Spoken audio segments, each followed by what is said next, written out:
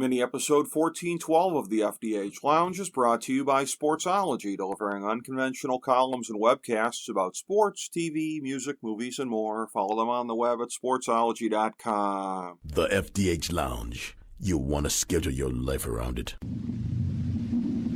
A long time ago, on a gloomy, wet Cleveland spring night, two men stand alone amidst the late-night drizzle.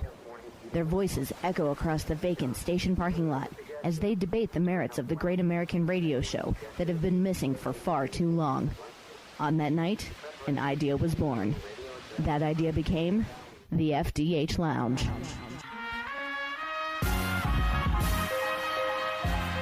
Welcome to the FDH Lounge. Welcome to mini episode 1412 of the FDH Lounge. This is FDH Managing Partner Rick Morris here with our preview of Yellowstone episode 4.5.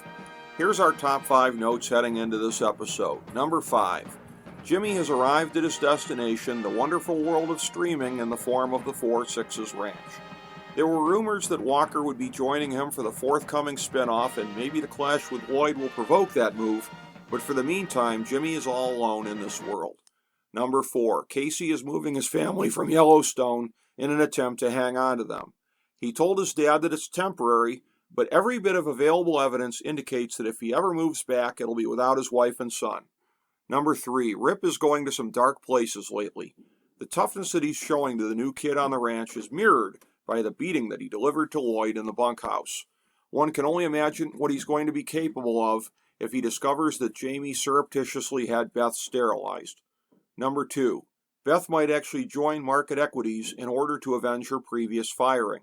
She rationalized to John that she could effectively pursue the family's interests from within the Goliath that has been their adversary, and the old man was justifiably skeptical. Her point that her loyalty can't be questioned is true, though, if for no other reason than she needs to be seen as better than her hated enemy, Jamie. So maybe she could manage that kind of balancing act. Number 1. The culprit for the attacks is kind of a dark horse. It turns out that it was Jamie's biological father, sans Jamie, as the state attorney general learned to his shock. The secret is probably safe with this conflicted son, but if his father decides that he's not done waging war on the Duttons, then that's really going to put Jamie squarely in the middle. With Casey's family out of the way on the ranch, is there really going to be anything to stop Jamie and his father from going after the rest of them? Thank you for joining us for this mini episode of the FDH Lounge.